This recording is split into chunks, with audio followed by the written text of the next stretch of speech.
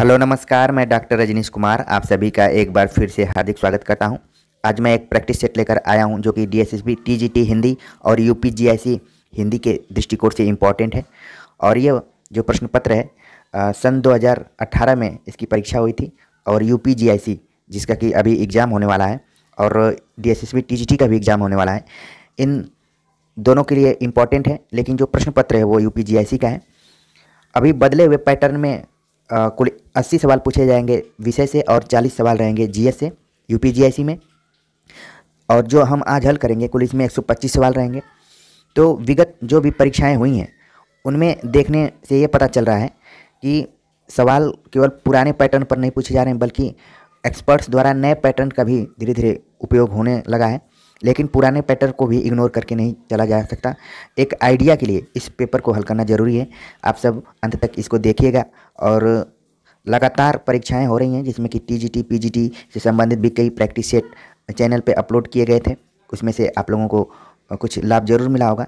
ठीक है, तो जो लोग टीजीटी और पीजीटी साथ ही डीएसएसबी की परीक्षाओं को दिए होंगे तो यूपीजीआईसी में उनको ज़्यादा दिक्कत नहीं होगी। फिर भी परीक्षाएं अलग अलग ढंग की होती हैं और उनके पेपर भी थोड़े से डिफरेंट तरीके के होते हैं। तो देखते हैं कि कैसे सवाल पूछे जा रहे हैं यूपीजीआईसी में। पहला जो सवाल है कि इनमें से किस बोली में ने का प्रयोग नहीं किया जाता है। तो जो ऑप्शन दिया गया है विकल्प उसमें सही जवाब है अवधि। अगला प्रश्न है तद्दोषौ शब्दार्थौ सगुणा वलंकृति पुनः क्वापि, यह काव्य लक्षण किस आचार्य द्वारा निरूपित है। तो पहले तो ध्यान में रखिए कि ये जो वाक्यांश है संस्कृत में है और ये काव्य लक्षण है। जब आप संस्कृत काव्य शास्त्र पढ़ेंगे तो उसमें काव्य लक्षण, काव्य प्रयोजन, काव्य हेतु, ये तीन इंपॉर्टेंट एक तरीके से काव्य शास्त्र के तीन पिलर कहे जा सकते हैं। और इनको लेकर आचार्यों में अलग अलग मतभेद हैं, अलग अलग उनके विचार हैं। तो ये किसका है, काव्य लक्षण किसके द्वारा दिया गया है। तो इसका जो सही जवाब है वो मम्मट के द्वारा दिया गया है। मम्मट जो कि सर्वग्राही आलोचक माने जाते हैं काव्य शास्त्र में, इनकी जो फेमस रचना थी काव्य प्रकाश। ठीक है, तो इसको आप ध्यान में रखिए। अगला प्रश्न है रस विवेचन में चित्र तुरंग न्याय की कल्पना इनमें से किस आचार्य ने की है। रस विवेचन यानी कि रस सूत्र दिया था आचार्य भरत मुनि ने और बाद में 4 आचार्यों भट्ट, लोलट, शंकुक, भट्टनायक और अभिनव गुप्त ने आकर उसकी अलग अलग ढंग से व्याख्या की। इसी में एक सिद्धांत दिया गया था चित्र तुरंग न्याय, मतलब घोड़े के चित्र को देखकर किस तरीके से जो दर्शक है उसके मन में भाव उत्पन्न होते हैं उसके तरफ आचार्य शंकुक ने विचार किया था। तो इस तरीके से चित्र तुरंग न्याय का जो सिद्धांत है वो शंकुक द्वारा दिया गया। अगला प्रश्न जो है इनमें से किस आचार्य ने काव्य गुणों की संख्या 10 मानी है। काव्य गुणों को लेकर अलग अलग आलोचकों काव्य शास्त्रियों में मतभेद रहा है। किसी ने 3 माना, किसी ने 10 माना, किसी ने 20 माना है, किसी ने 24 माना है। तो काव्य गुण से संबंधित इस चैनल पर एक वीडियो अपलोडेड है, काफ़ी अच्छी मेहनत करके बनाई गई है। अगर आपके पास समय मिले तो ज़रूर उसको देखिएगा।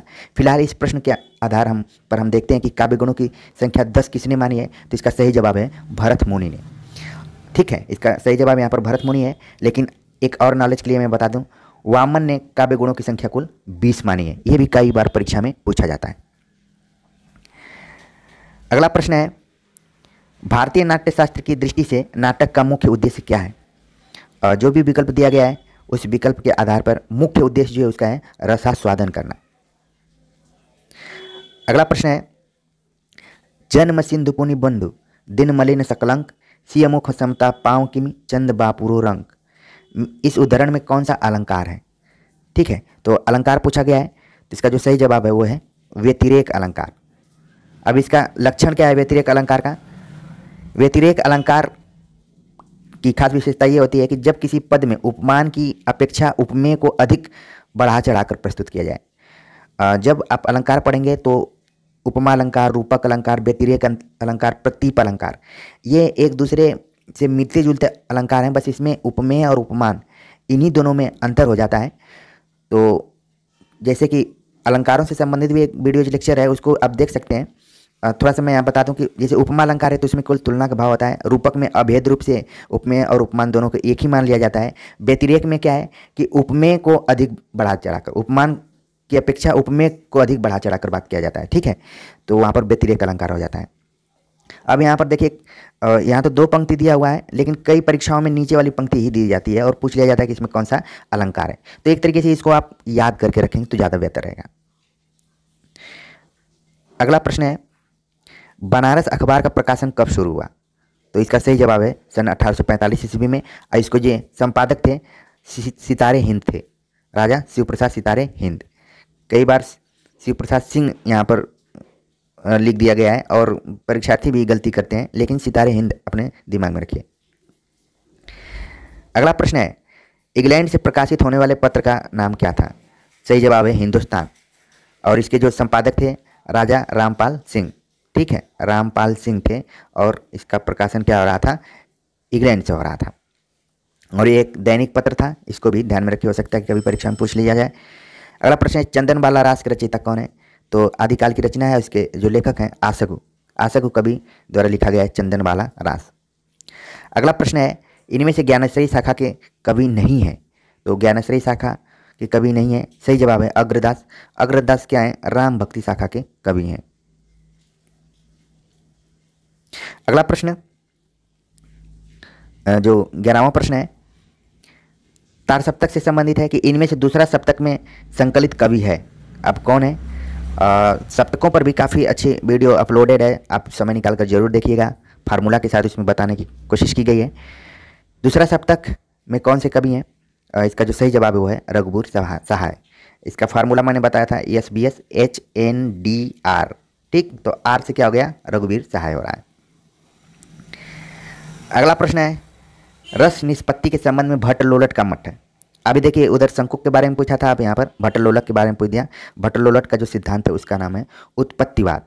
कई बार इसको बोला जाता है आरोपवाद भी बोला जाता है, ये भी ध्यान में रखिए। अगला प्रश्न है, निम्नलिखित लक्षण ग्रंथों को उनके रचनाकारों से सुमेलित कीजिए, दिए गए कोट से सही उत्तर चयनित कीजिए। अब इसमें रचनाओं का नाम दे दिया है, मतलब लक्षण ग्रंथ हैं और रचनाकार हैं। तो अभी काफ़ी विस्तृत रूप से मैंने रचनाकार के रचनाओं का क्रम, रचनाकार के जीवन क्रम पे चर्चा किया था। तो ये रचनाएं उसमें लगातार आई हैं। भाषाभूषण जसवंत सिंह, ठीक है, ललित ललाम मतीराम, काव्य निर्णय भिखारी दास, जगत विनोद पद्माकर। तो मिलाने की जरूरत नहीं है, यहाँ पर पहले देख लीजिए। आपका इसे दो तरीके के प्रश्न तैयार हुए, एक तो सुमेलित हो गया, दूसरी आपकी तैयारी का भी पता चल गया कि आपको सारी रचनाओं के रचनाकार पता है कि नहीं।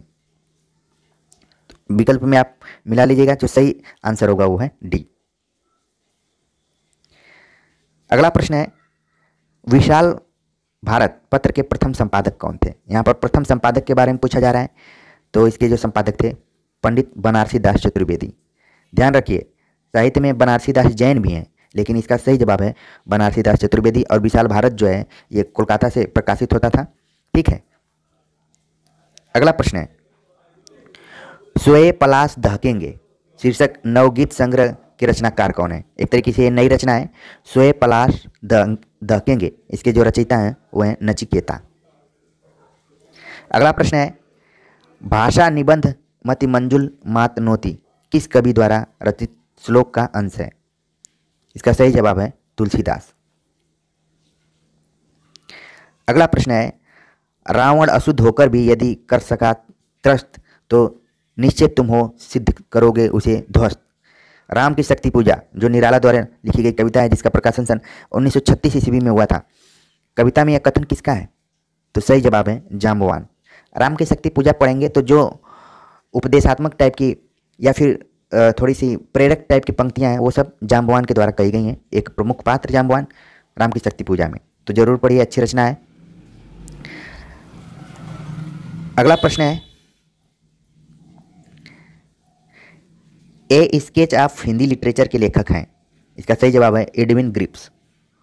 कुछ अंग्रेजों ने भी हिंदी को लेकर लिखा है, और जब हिंदी साहित्य का इतिहास पढ़ेंगे तो सबसे पहले इतिहास भी विदेशी ने ही लिखा था। अगला प्रश्न है कि रामचंद्र शुक्ल ने अपने हिंदी साहित्य का इतिहास ग्रंथ इनमें से किस कवि को हिंदू जाति का प्रतिनिधि कवि कहा है? हिंदू जाति का प्रतिनिधि कवि कौन है? तो इसका सही जवाब है भूषण। अगला प्रश्न, अग्निलीक काव्य नाटक कृति के रचनाकार कौन है? अग्निलीक के रचनाकार कौन है? तो इसका सही जवाब है भारत भूषण अग्रवाल। एक काव्य नाटक है, कई बार पूछ देता है इसकी विधा, तो ध्यान में रखिए। अग्निलीक के जो रचयिता हैं वो भारत भूषण अग्रवाल तो हैं ही, लेकिन काव्य विधा भी ध्यान में रखिए। आप लोग चाहते तो इसके पीडीएफ को भी हल कर सकते थे, हो सकता है कई लोगों के पास ये बुक भी हो, लेकिन यहाँ पर थोड़ा सा एक्सप्लेन करके बताने से आप सभी को आंसर थोड़ा कहानी के रूप में याद हो जाता होगा और इसी बहाने इस पूरे प्रश्न पत्र को आप हल भी कर लेंगे। अगले प्रश्न पर बात करते हैं। सुर कवित सुनी कौन कवि जो नहीं सिर चालन करे।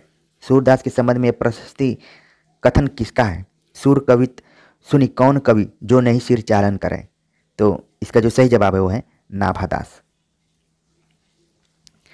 अगला प्रश्न है, काफी चर्चित हिंदी साहित्य का इतिहास दर्शन के लेखक कौन है? सही जवाब है नलिन बिलोचन शर्मा। इतिहास दर्शन पे इकलौती ऐसी किताब है जिसके रचयिता हैं नलिन बिलोचन शर्मा। अगला प्रश्न, निम्नलिखित में से किसने हिंदी साहित्य का इतिहास नहीं लिखा है? काफी अच्छा सवाल, किसने नहीं लिखा है? राम कुमार वर्मा ने लिखा हिंदी साहित्य का आलोचनात्मक इतिहास। द्विवेदी जी ने दो किताबें लिखी, हिंदी साहित्य का आदिकाल, हिंदी साहित्य का उद्भव और विकास। लक्ष्मी सागर वार्षी ने लिखा आधुनिक हिंदी साहित्य का इतिहास। और सबसे जो चर्चित यहाँ पर नाम है डॉक्टर नगेंद्र, उन्होंने कोई हिंदी साहित्य का इतिहास नहीं लिखा है, बल्कि क्या किया है?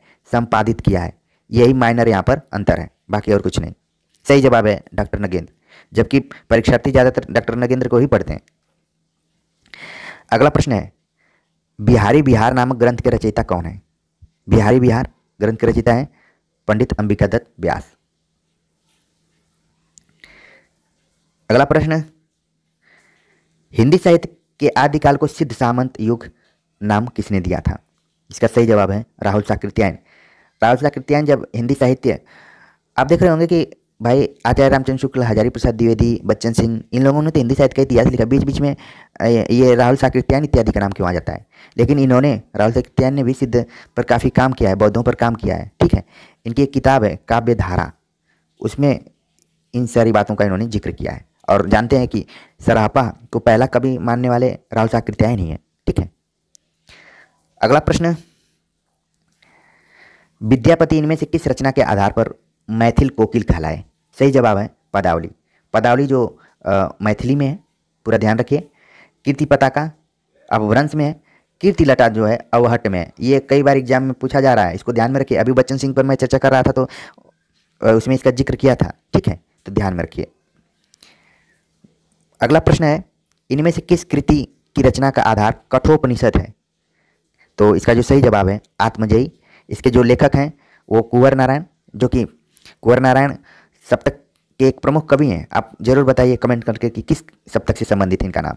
और बाकी आत्मजयी को याद रखिए और किस कृति, इसका रचना आधार क्या है उसको भी याद रखिए। अगला प्रश्न, मानव अथवा प्रकृति के सूक्ष्म किंतु व्यक्त सौंदर्य में आध्यात्मिक छाया का भान मेरे विचार से छायावाद की एक सर्वमान्य व्याख्या हो सकती है। किसका कथन है? जब मैंने आलोचकों के कथन पर बातचीत किया था तो इस कोटेशंस को उसमें बताया गया है, जरूर देखिए उन सारी वीडियोज को। एक एक वीडियोज आपके लिए संजीवनी बूटी की तरह साबित हो सकती हैं। भले मेरा उतना अप्रोच नहीं है और संसाधनों की कमी है, लेकिन इच्छा शक्ति की कमी नहीं है। ठीक है, तो साथ में कदम से कदम मिलाकर चलिए। एक चीज़ ध्यान में रखिए कि कोई भी वीडियोज अगर चैनल पर अपलोड हो रही है तो किसी न किसी वजह से हो रही है, खास आपके परीक्षा की तैयारी को गति देने के लिए हो रही है। इसका सही जवाब है डॉक्टर नंद दुलारी वाजपेयी। छायावाद को लेकर तमाम आलोचकों ने अपने अपने कथनों को कहा है, इस पर भी एक वीडियो जल्दी ही आने वाली है। तो फिलहाल इस प्रश्न का जो सही जवाब है वो नंद दुलारी वाजपेयी है। कमेंट्स कर जरूर बताइएगा आप लोग कि कैसा लग रहा है यह। अगला प्रश्न है, लोगन कबित कीबो खेल करी जानो, इस काव्य पंक्ति के रचयिता कौन है?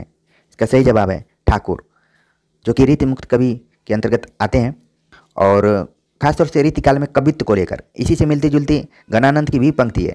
ठीक है, तो कई बार कंफ्यूज हो जाते हैं लोग, ध्यान में रखिए। इसके जो लेखक हैं वो हैं ठाकुर।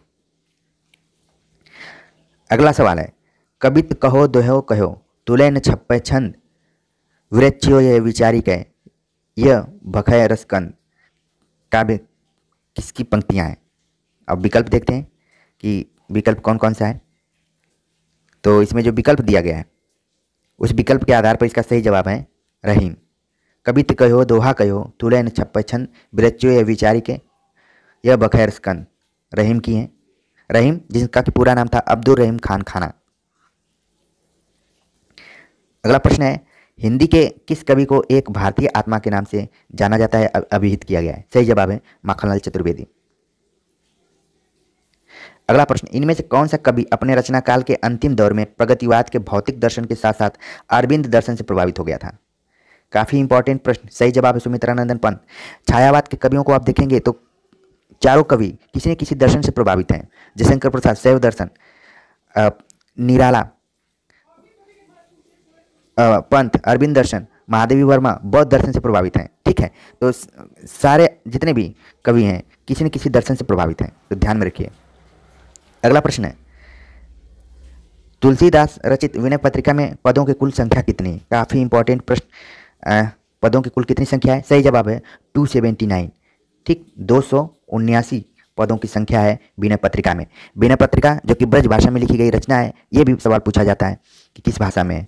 ठीक है, और कुल पदों की संख्या देख रहे हैं कि 289 भी दिया है और 279 भी दिया है, तो 279 वाला आंसर सही होगा। अगला प्रश्न है, जूठन किस लेखक की आत्मकथा कृति है? सही जवाब है ओम प्रकाश वाल्मीकि। अगला प्रश्न है, इनमें गौतम बुद्ध के आख्यान पर आधारित नाटक कौन सा है? तो लहरों के राजहंस जो मोहन राकेश द्वारा लिखा गया नाटक है, यह गौतम बुद्ध के आख्यान पर आधारित है, प्रकाशन सन 1963 ईस्वी में। अगला प्रश्न, निबंध संग्रहों को उनके लेखकों के साथ सुमेलित करना है। तो अभी तक आप सभी की तैयारी कंप्लीट हो गई होगी। देखते हैं कि इसमें जो भी रचनाकार हैं या निबंध हैं वो कौन किसे किसे सुमेलित है। तो इस सुमेलित करते समय सबसे पहले जो आपको आए तुरंत उस ऑप्शंस को आप टिक कर दीजिए। पहले देखते हैं, पहला है मैंने सील पहुंचाई, इसका सही जवाब है विद्यानिवास मिश्र। रस आखेटक कुबेरनाथ राय। ठीक है, स का 3 और बाकी सुनो भाई साधो, क्या हो गया ये? हरिशंकर परसाई। और जो आखिरी बच रहा है शिखरों के सेतु, इसका सही जवाब है शिव प्रसाद सिंह। तो इस तरीके से सही जवाब आपका होगा बी। अगला प्रश्न, रक्षाबंधन कहानी के लेखक कौन है? तो जो ऑप्शंस दिया गया है इन ऑप्शंस के आधार पर इसका सही जवाब देखते हैं। रक्षाबंधन कहानी के लेखक हैं, सही जवाब है सी, मतलब कि विश्वंभर नाथ शर्मा कौशिक। ठीक है, अगला प्रश्न है, आचार्य हजारी प्रसाद द्विवेदी किस धारा के उपन्यासकार हैं? आचार्य हजारी प्रसाद द्विवेदी किस धारा के उपन्यासकार हैं?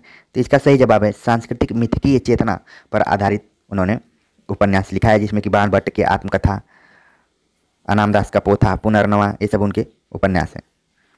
परीक्षा गुरु उपन्यास का प्रथम प्रकाशन कब हुआ था? सही जवाब है 1882 ईस्वी में। लाला श्रीनिवास दास इसके उपन्यासकार हैं और आचार्य रामचंद्र शुक्ल ने इसके बारे में कहा था कि ये हिंदी का पहला मौलिक उपन्यास है। परीक्षा गुरु को अंग्रेजी ढंग का माना है, मतलब थोड़ा सा जो इसकी स्ट्रक्चर है वो क्या है, अंग्रेजी नॉवेल के आधार पर है। अगला प्रश्न है, निष्कवच उपन्यास की लेखिका है? निष्कवच उपन्यास की लेखिका है राजी सेठ। अगला प्रश्न, लोग हैं लागे कवित बनावत, मोहि तो मेरे कवित बनावत, ये पंक्तियां किस कवि द्वारा रचित हैं? अभी मैंने कवित को लेकर ठाकुर के बारे में बात किया था ऊपर, यहाँ पर आप देख रहे हैं कि घनानंद की पंक्ति है, इसी की तरफ मैं संकेत कर रहा था। अगला प्रश्न है, नाखून क्यों बढ़ते हैं, यह किस विधा की रचना है? सही जवाब है निबंध, जो कि हजारी प्रसाद द्विवेदी द्वारा लिखा गया निबंध है। अगला प्रश्न, वह सफर था कि मुकाम था, कृति की लेखिका कौन है? सही जवाब है मैत्रेयी पुष्पा। ये दूसरे एग्जाम में भी रिपीट किया गया प्रश्न। तो वह सफर था कि मुकाम था, कृति की लेखिका है मैत्रेयी पुष्पा। अगला प्रश्न है, इनमें से शब्द और उसके सही अर्थ का एक युग्म गलत है, वह कौन सा है? गलत युग्म को आपको बताना है। तो युष्म मतलब युद्ध करने की इच्छा। आप देख रहे हैं इसमें आपके 3 प्रश्न और तैयार होंगे, बल्कि 4 प्रश्न तैयार हो रहे हैं। मुमुक्षु मोक्ष प्राप्त की अभिलाषा, जानने की इच्छा जिज्ञासु। तितीर्षु, तितीर्षु का मतलब होता है तप करने में संलग्न। ठीक है, तो उसके अर्थ का युग्म गलत है। तितीर्ष का अर्थ होता है, यहाँ पर लिखा है तप करने के संलग्न में, यहाँ होता है तैरने की इच्छा रखने वाला, मतलब जो तैराक होते हैं उनको तितीर्षु भी कहा जा सकता है। ठीक है, तो ये ऑप्शन क्या है? गलत है। अगला प्रश्न, आंख का अंधा गांठ का पूरा, इस लोकोक्ति का उपयुक्त अर्थ है? तो सही जवाब है मूर्ख किंतु धनी। हो सकता है कि परीक्षा में पूछा जाए कि मूर्ख किंतु धनी की कौन सी लोकोक्ति होगी, हो सकता है विकल्प में ये हो। ठीक है, तो ऐसे ही घुमा फिरा कर प्रश्न बनते हैं, बस आपकी पढ़ाई को ठीक से उसको दिशा में रखना है। अगला प्रश्न है कि स्वधर्म शब्द का विलोम है। स्वधर्म का, स्व मतलब अपना धर्म, तो इसका विलोम क्या होगा, परधर्म। अगला प्रश्न है अशुद्ध वाक्य के बारे में पूछा जा रहा है कि अशुद्ध वाक्य क्या है। कल, आज और कल अवकाश रहेगा। आज मौसम अच्छा है, अब परीक्षा होने वाली है, मैंने पत्र भेज दिया है। तो इसमें अशुद्ध वाक्य कौन सा है? सही जवाब इसमें दिया गया है कि कल, आज और कल अवकाश रहेगा। बाकी सब क्या है, शुद्ध है। समास से संबंधित प्रश्न आ गया। धर्म बुद्धि में समास है। धर्म बुद्धि में समास कौन से है? कर्मधारय समास। कर्मधारय समास जिसमें विशेषण और विशेष्य होता है। ठीक है, दोनों पदों में विशेषण और विशेष्य का भाव होता है। धर्म और बुद्धि। अगला प्रश्न है अन्वय शब्द का संधि विच्छेद है। अन्वय, अन्वय का संधि विच्छेद है अनु प्लस अय, और इसमें कौन सी संधि है? यण संधि है। ठीक है, य उसमें क्या हो जाता है?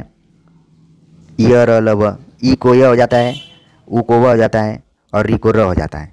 तो अन्वय, ठीक, ध्यान में रखिए, अगर परीक्षा में आए तो सही जवाब होगा अनु प्लस अय।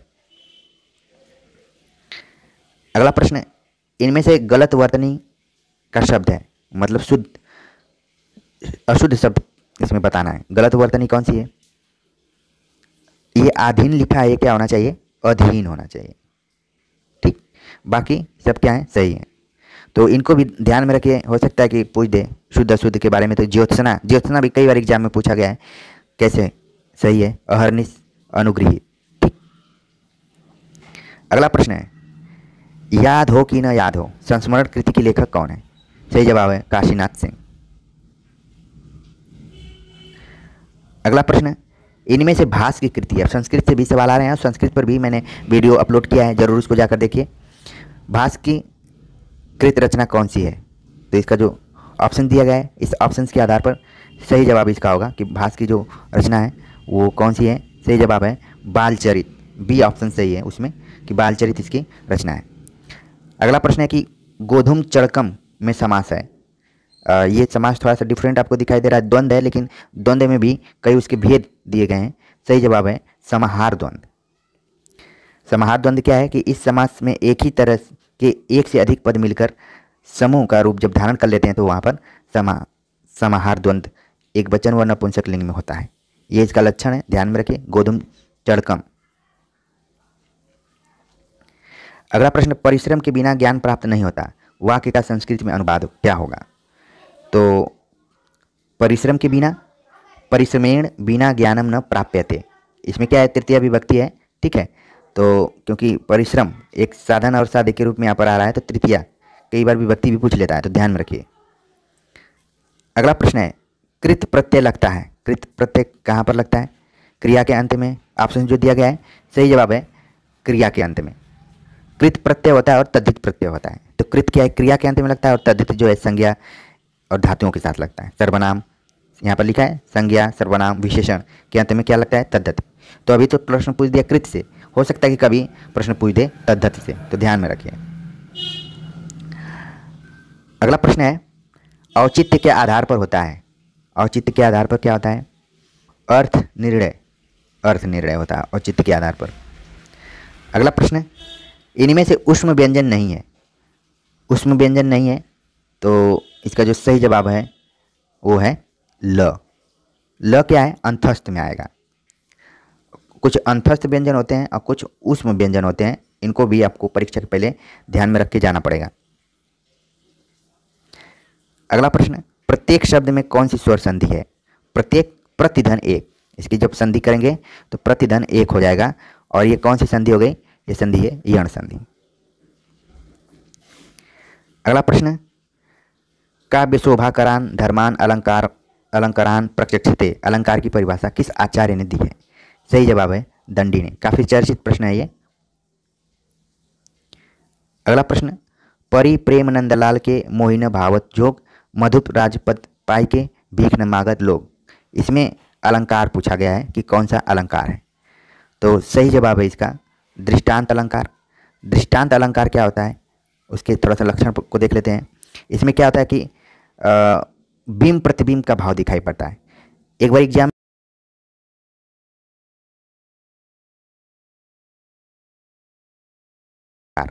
ठीक है, तो परिप्रेम नंदलाल के मोहिन भावत जोग मधुप राजपथ पाई के भीख न मांगत लोग। तो यहाँ पर बिंब प्रतिबिंब का भाव दिखाई पड़ रहा है, तो इसलिए क्या होगा दृष्टांत अलंकार।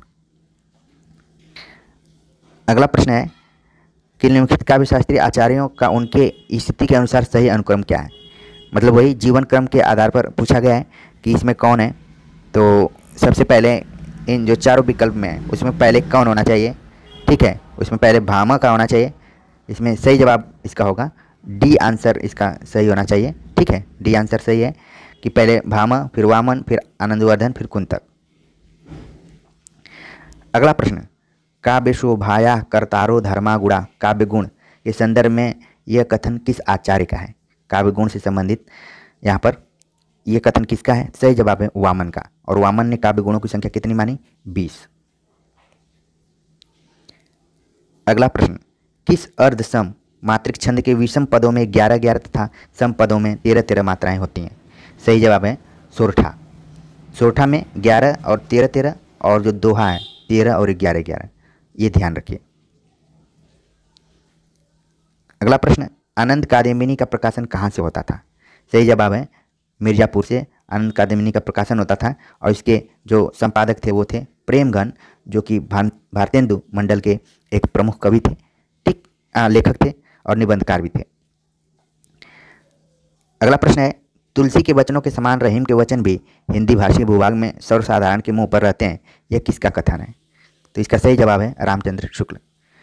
तुलसी के वचनों की तरह रहीम, आप देखेंगे भक्ति काल के 4 ऐसे कवि हैं जिसमें कि तुलसी, कबीर, रहीम और सूर के पद लगभग भारतीय जनमानस के हृदय में मौजूद रहते हैं, ठीक है।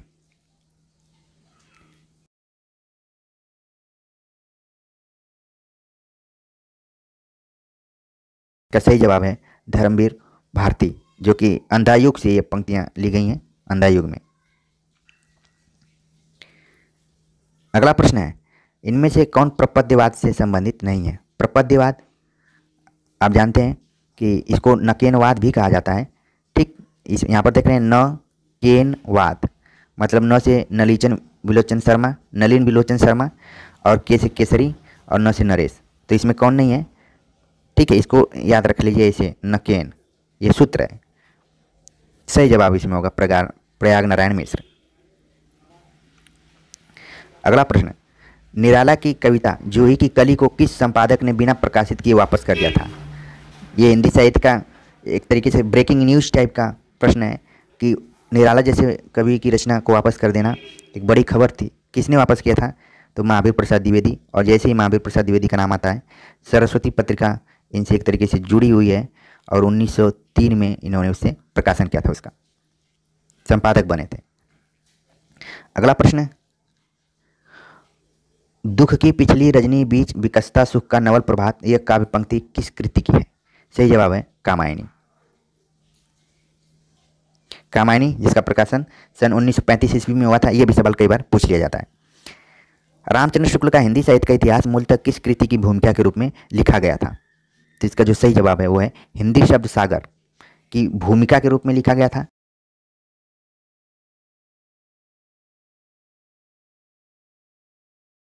आसानी से, तो इसमें मैंने बताया कि शब्द सागर की भूमिका में तो लिखा ही गया था। सबसे पहले लिखा गया था साहित्य का विकास, हिंदी साहित्य का विकास नाम से लिखा गया था, बाद में हिंदी साहित्य का इतिहास हो गया। अगला प्रश्न, इसमें से कौन सा ग्रंथ लौकिक चरित्र काव्य का माना जाता है। तो इसका जो सही जवाब है वो है भविष्यत कहा, जो कि धनपाल द्वारा लिखा गया है और इसको लौकिक चरित्र काव्य के रूप में माना जाता है।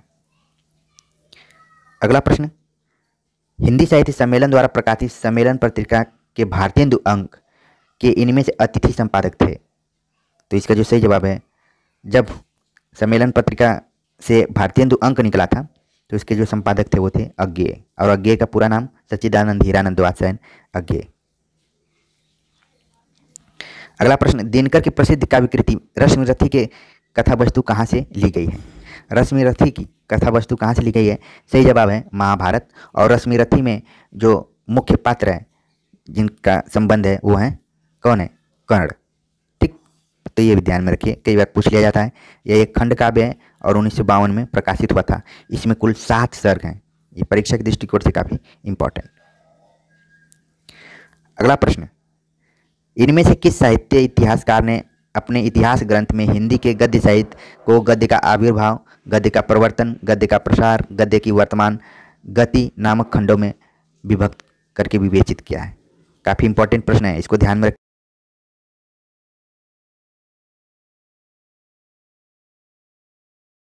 वर्तमान गति, सही जवाब है रामचंद्र शुक्ल।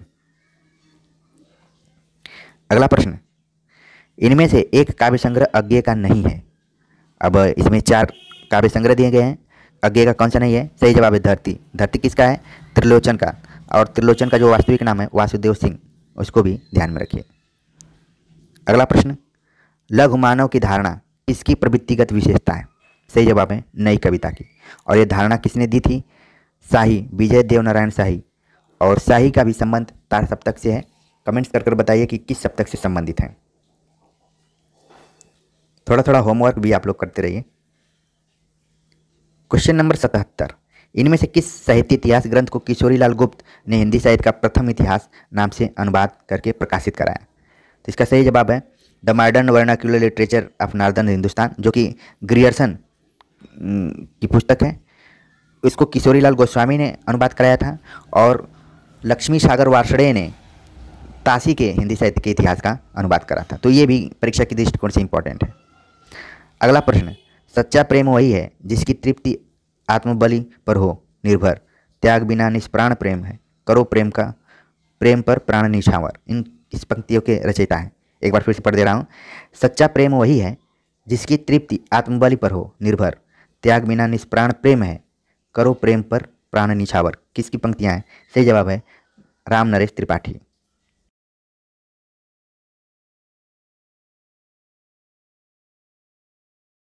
उपन्यास आधा गांव राही मासूम रजा द्वारा लिखा गया उपन्यास है, जिसमें कि सांप्रदायिकता को विषय बनाया गया है।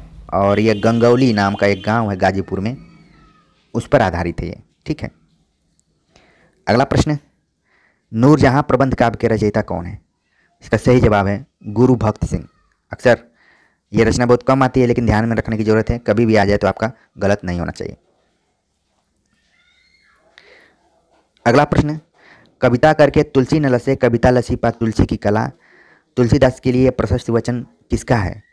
सही जवाब है अयोध्या सिंह उपाध्याय हरिऔध। अगला प्रश्न, नई समीक्षा नए संदर्भ किसकी आलोचनात्मक कृति है? काफी इंपॉर्टेंट। सही जवाब है डॉक्टर नगेंद्र। अगला प्रश्न, जंक्शन कहानी के लेखक हैं। जंक्शन कहानी लिखा था मुक्तिबोध ने। अक्सर आप मुक्तिबोध को अंधेरे में की वजह से जानते होंगे, लेकिन मुक्तिबोध ने कुछ कहानियां भी लिखा है, जिसमें कि जंक्शन, काठ का सपना, सतह से उठता आदमी इनके कहानी संग्रह हैं। अगला प्रश्न, श्रृंखला की कड़ियाँ की मुख्य विषय वस्तु है। श्रृंखला की कड़ियाँ मुख्य विषय क्या है? ये पहले तो महादेवी वर्मा की रचना है और स्त्री विमर्श पर आधारित है। इसका प्रकाशन सन 1942 ईस्वी में हुआ था, ये भी ध्यान में रखें। अगला प्रश्न, रावल साकृत्यायन द्वारा लिखित तिब्बत की सीमा पर किस विधा की रचना है? तिब्बत की सीमा पर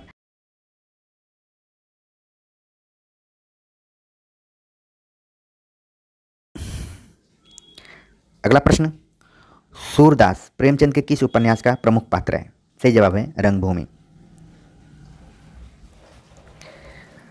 आवारा मसीहा इनमें से किस साहित्यकार की जीवनी है? सही जवाब है, देख रहे हैं, शरत चंद्र चटर्जी या चट्टोपाध्याय इनका नाम है। यहाँ पर विकल्प में थोड़ा सा कुछ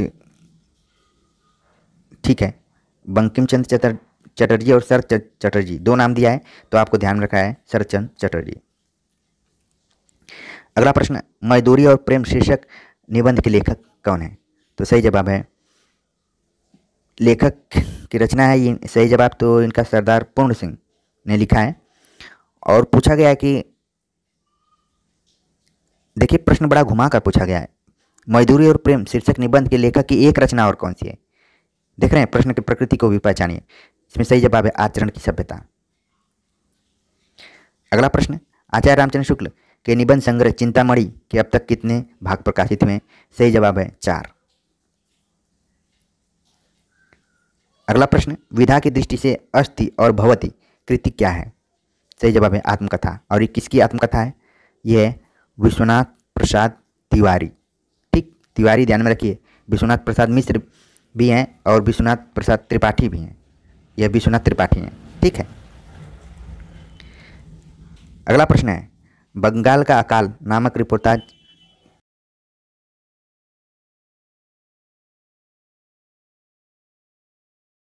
अकाल के जो रचनाकार हैं वो हैं रांगे राघव का होना चाहिए। ठीक है। या फिर लेकर इसको डिबेट भी है कि बंगाल का अकाल रिपोर्टाज के लेखक प्रकाश चंद्र गुप्त। इन दोनों ने थोड़ा सा मिलता जुलता शीर्षक लिखा है। ठीक है। अगला प्रश्न है, 30-40-50 उपन्यास के लेखक कौन है? सही जवाब है प्रभाकर माचुए। तो ये तो काफ़ी खतरनाक उपन्यास लग रहा है। 30, 40 और 50 ये एक तरीके से आप सभी के लिए नई रचना होगी, मेरे लिए भी है। अगला प्रश्न है, फोर्ट विलियम कॉलेज की स्थापना कब हुई थी? सही जवाब है 1800 ईस्वी में। और जब स्थापना हुई थी तो उस समय जो गवर्नर था, वहाँ का गवर्नर जनरल लॉर्ड वेलेस्ली था, और उसके जो प्रिंसिपल थे गिलक्राइस्ट थे, और 4 हिंदी के थे, इंशाअल्लाह खां, लल्लू लाल, सदा सुखलाल और सदल मिश्र। अगला प्रश्न, हिंदी का पहला रेडियो नाटक माना जाता है कौन? राधा कृष्ण। अगला प्रश्न, भारतीय साहित्य की भूमिका के लेखक कौन है? भारतीय साहित्य की भूमिका के लेखक हैं रामविलास शर्मा। अगला प्रश्न, इनमें से कौन सी कृति आत्मकथा विधा में है? सही जवाब है क्या भूलूं क्या याद करूं। और ये हरिवंश राय बच्चन द्वारा लिखी गई है। और हरिवंश राय बच्चन की जो आत्मकथा है वो कितने खंडों में है? 4 खंडों में है। इससे पहले जो प्रैक्टिस सेट था उसमें मैंने इसका जिक्र किया था। अगला प्रश्न, वंदे वाणी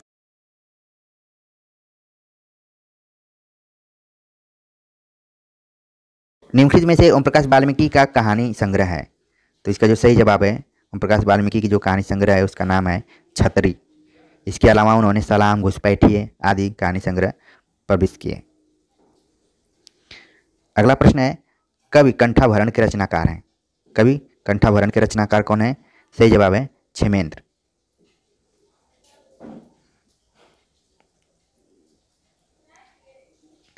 अगला प्रश्न, यदि द्विवेदी जी न उठ खड़े होते तो जैसे अव्यवस्थित व्याकरण विरुद्ध और उटपटांग भाषा चारों ओर दिखाई पड़ी थी, उसकी परंपरा जल्द न रुकती। यह कथन किसका है? सही जवाब है आचार्य रामचंद्र शुक्ल का। तो इस तरीके से हमने कुल 100 प्रश्नों पर विचार किया, 100 प्रश्नों पर विचार किया, जो कि आगामी DSSB, TGT, PGT, UP, GIC और जितनी भी प्रवक्ता संबंधी परीक्षाएं होने वाली हैं उनके लिए इम्पोर्टेंट है। और जो भी बच्चे प्रवेश परीक्षा की तैयारी कर रहे हैं MA की, उनके लिए भी ये वीडियोज लेक्चर इम्पॉर्टेंट है। तो सारे लोग जितने भी चैनल से जुड़े हैं सभी वीडियोज़ को देखें तो अच्छा लगेगा। और मुझे काफ़ी अच्छा लग रहा है कि हमारे कई सीरियस दर्शक हैं जो कि नित्य मेरी उन्नति को देखकर मुझे प्रोत्साहित कर रहे हैं और हौसला बुलंद कर रहे हैं। तो उनके लिए मैं दिल से आभार व्यक्त करता हूँ। इस चैनल को गति अगर मिलेगी तो आप ही सभी से मिलेगी, इसलिए इसको लाइक, सब्सक्राइब और कमेंट्स ज़रूर करिए इस पर। और टॉपिक्स भी बताइए कि आपको किन किन टॉपिक्स में दिक्कत हो रही है। हालांकि यूट्यूब पर ढेर सारे चैनल्स हैं,